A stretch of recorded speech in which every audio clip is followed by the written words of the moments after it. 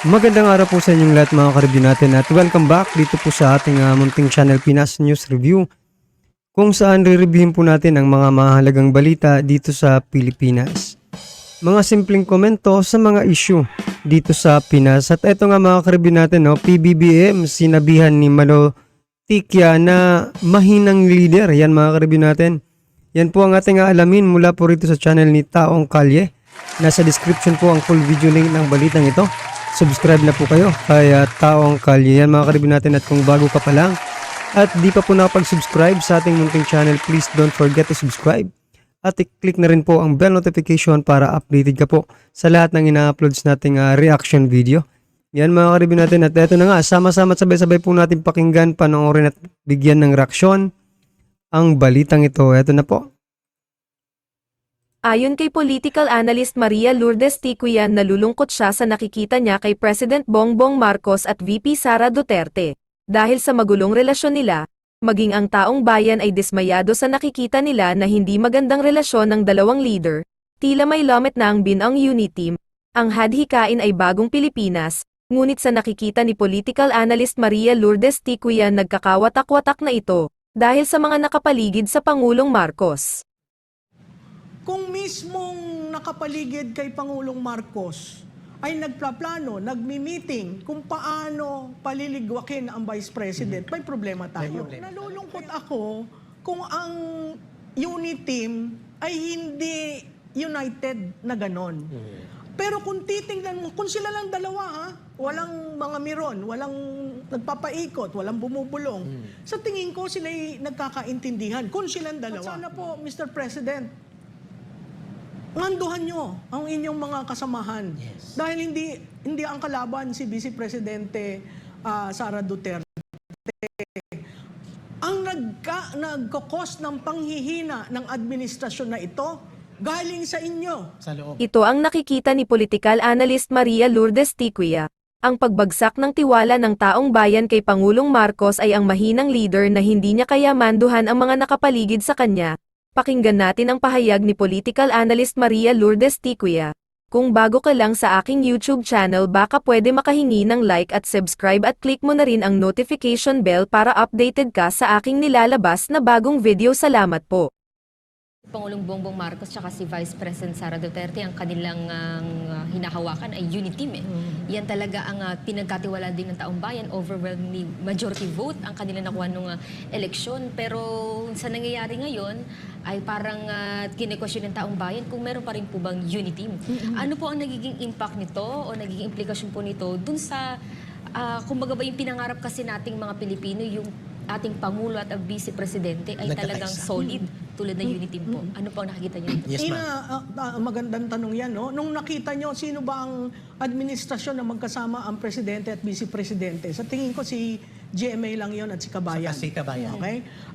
At maraming natutuwa na pag magkasama, kakaunti ang problema, nagtutulungan. Yes. Pero ito, kung mismong nakapaligid kay Pangulong Marcos ay nagplaplano, nagmi-meeting kung paano paliligwakin ang Vice President, may problema tayo. May problema talaga. Kaya nga, Ka-Eric, parati kong sinasabi, ang laki naman ho ng tulong ng mga Duterte sa mga Marcoses. At yan ay ginamit, Undeniable yun. at ginamit ang political capital nila for that. So, nalulungkot ako kung ang unit team ay hindi united na ganon. So yan mga ka-review natin, talagang napakatotoo po ng sinasabi dito ni Ma'am Malo Tikya mga ka-review natin, sapagkat di ba paminsan-minsan lang tayo magkaroon ng mga leader na sa isang partido lang. At nung simula mga ka-review natin talagang unity team, ang unity, di ba? May pagkakaisa, di ba mga ka-review natin? Pero ito nga, no? Parang history repeat itself, no? Itself, di ba mga ka-review natin? Kasi nung unang panahon, di ba, mapapanood mo yung mga Juan Luna, ganyan, Emilio Aguinaldo, di ba mga ka-review natin? Talagang mayroon talagang mga tao na sisira sa inyong pagsasamahan, di ba? At ito nga, sabi ni Ma'am Malo, nasa side po ni President BBM, no? Kasi mali po yung tinitira nila eh. hindi naman po talaga si VP Sara dito yung kalaban. No, sino po ba yung kalaban natin dito? Oh, tinatanong din po. Sino po ba yung kalaban natin? Eh, halata naman po kung sino yung kalaban natin dito. Diba? Yung mga kumakampi dyan sa mga kaliwa. Which is, na yun din ang kaalyansa ngayon ng mga kakampi ni PBBM. Diba, mga karibyo natin? Oh. Parang, tama nga po yung sabi kanina, diba, na manduhan mo yung mga kaalyado mo na wag tirahin si VP Sara kasi hindi naman si VP Sara talaga, diba, ang inyong kalaban. Yun nga rin po yung naiisip natin eh. Paano magiging kalaban ni PBBM si VP Sara na, diba, sumusuporta naman ito sa kanya, nagsusuportahan sila. Eh, yun pala mga karibin natin, dahil po dito kaya tamba, mga karibin natin na may ambisyon. No? Kasi expected naman natin lahat, mga karibin natin, na ang vice presidente ay tatakbo sa susunod na eleksyon as president, di ba? Yun po yung na-expect natin. Oh. Kaya pala may demolition na ginagawa itong si Tamba dito kaya VP Sara, mga karibin natin. Kasi si VP Sara po ang matinik na makakalaban, no? Ano ba yun? Matinik. Pinaka the best, di ba? Na makakalaban ni Tamba kung sakasakali mang, di ba? Tumakbo silang dalawa sa pagkapangulo. Yan, mga karibyo natin, ha? Pero kung titingnan mo, kung sila lang dalawa, ha? Walang mga miron, walang nagpapaikot, walang bumubulong. Sa tingin ko, sila'y nagkakaintindihan kung silang dalawa. Sa tingin ko, nararamdaman ng Pangulo ang tulong ng Vice Presidente. appreciated siya. Parating sinasabi, kay Apo po tayo, kay Apo po tayo tutulong. Ngayon, ang tanong ko naman kay Mr. President, pwede naman yung patigil lahat ito? Yeah. Di ba? Pwede naman yung ibalik ang respeto sa proseso? Tama.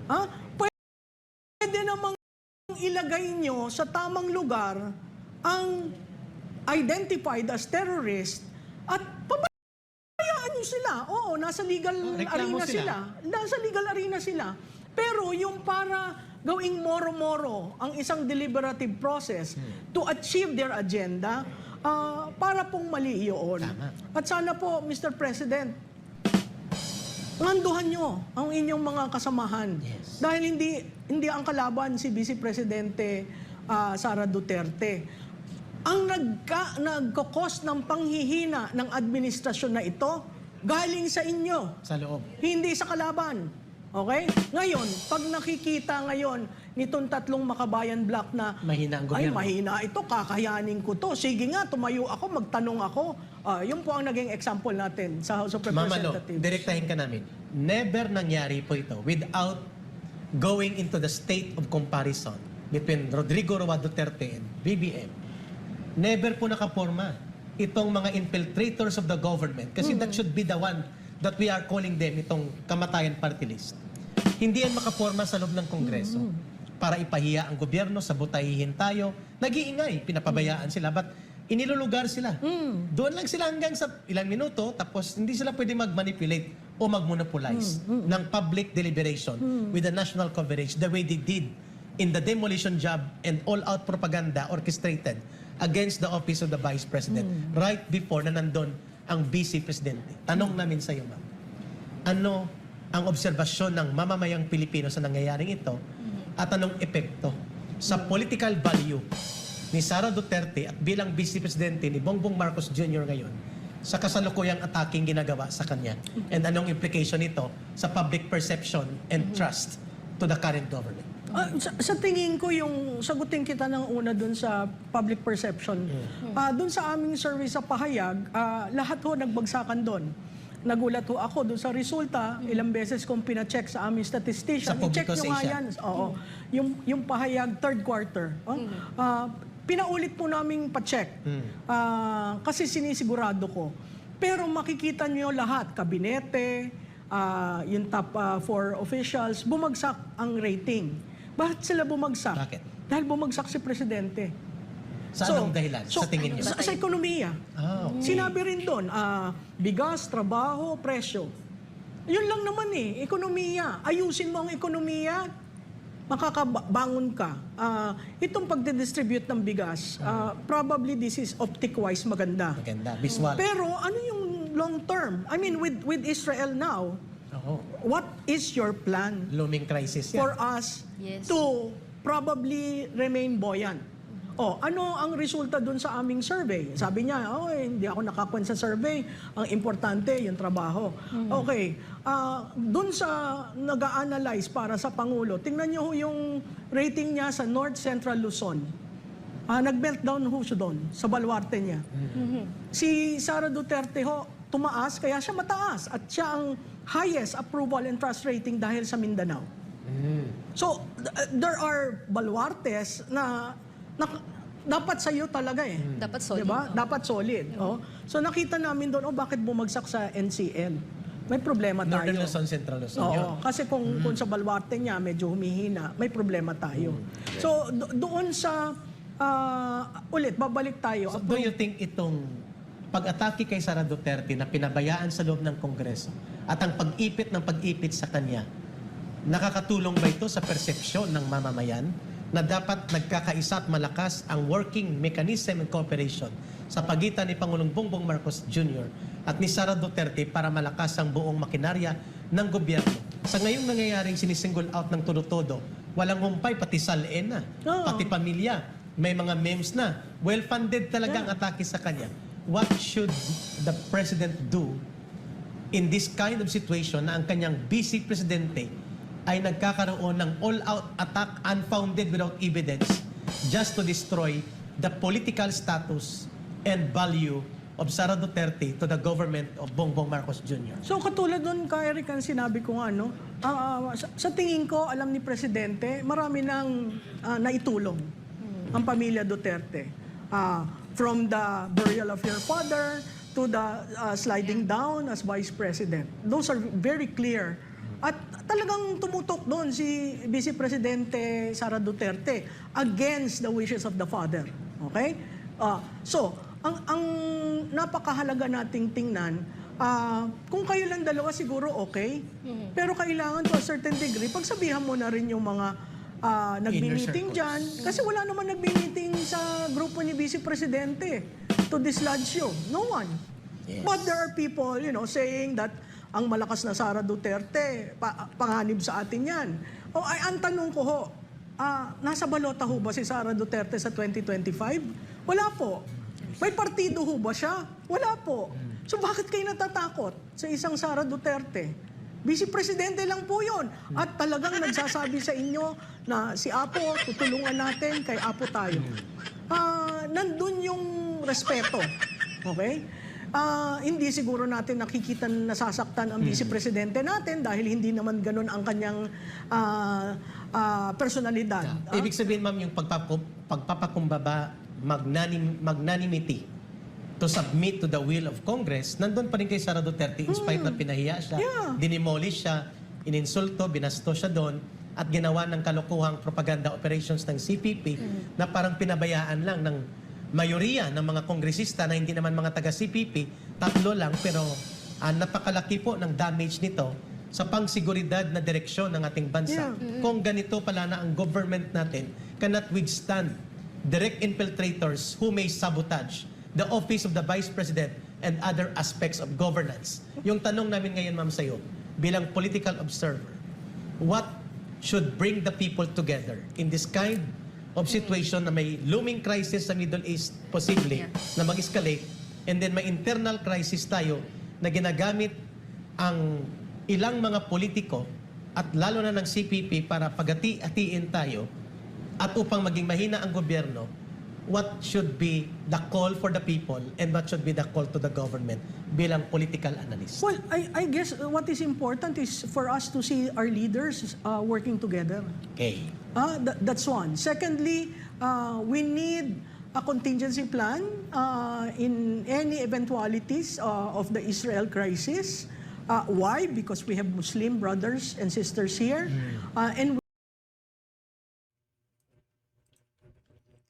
So yan mga ka-review natin, ano po ba talaga ang gustong iparating dito no sa video ito. So para sa akin po mga ka-review natin, opinion lang po ito. Ang nakikita ko po is binibigyan na po ng babala no itong si PBBM na sana gumalaw-galaw naman po.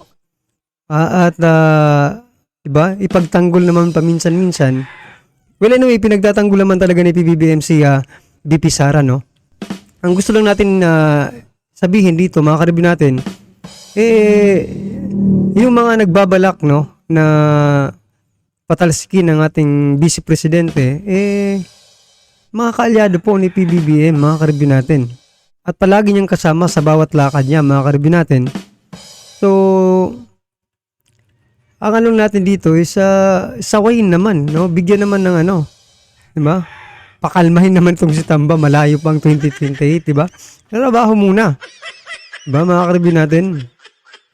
Well, palagi silang magkasama, imposible namang hindi nila napapag-usapan yan, no? At patungkol naman po dito sa mga kabayan black, mga ka-review natin, talagang ganyan po talaga sila, no? Kapag nakakakita sila ng opportunity na pwede nilang pasukan, pinapasukan talaga nila. At ito na nga, binigyan sila ng opportunity ni Speaker Romualdez na tirahin itong si VP Sara. So yan, parang nagagamitan na lang sila dito mga ka-review natin. Si Speaker ginagamit ang Makabayan Black, ang Makabayan Black ginagamit si Speaker mga ka-review natin, di ba? Parang ganun yung lumalabas. No? At patungkol naman po dun sa mga ginawang kabutihan ng mga Duterte dito sa mga Marcos, mga ka-review natin, hindi namang humihingi ng kapalit, no? Yung mga Duterte. Pero as a respect na lang po, no? Respeto sa mga Duterte bilang sa malaking tulong, di ba? Sa palagay po natin, ang Duterte po, no? Si Pangulong Duterte po ang ahon ulit sa pangalan ng mga Marcos nung ipalibing niya ito sa libingan ng mga bayani, no, mga ka-review natin.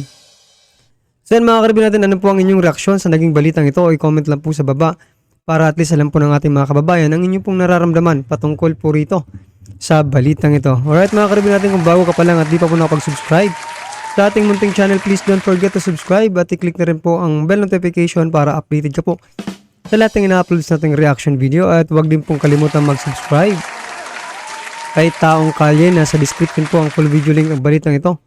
Subscribe na po kayo, Taong Kalye mga ka-review natin. Maraming salamat po.